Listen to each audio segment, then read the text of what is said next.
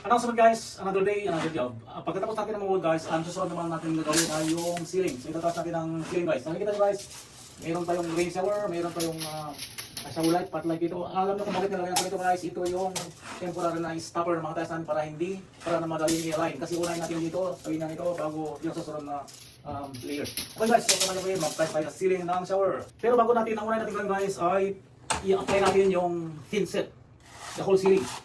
Bago natin i-tiles. Para mas siguradong kapit yung tiles natin, bukod doon sa pinahid natin sa ceiling, lalagyan pa rin natin ng glue or thin set doon sa tiles. Kasi ceiling ito guys, kailangan matibay, kailangan may secure siya. Okay guys, samahan nyo may mag-tiles tayo sa ceiling ng shower.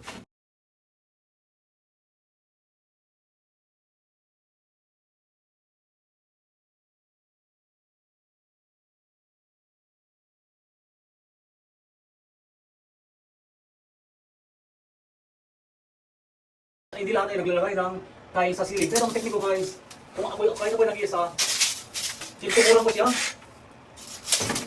Nilalagyan ko ng screw guys. Makita nyo yung mga screw ng may washer.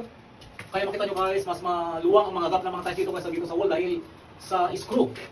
At bukod doon sa pagkatapos sa screw guys, nilalagyan ko ng tile leveling system na hawak sa kanya para kapare-pareha sila ng level.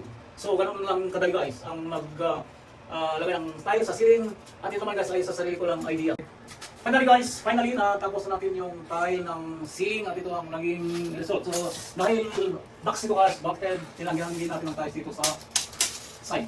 So ganito ang naging labas guys, napakasimpleng gawin at kayang-kaya ninyong gawin. Thank you guys for watching.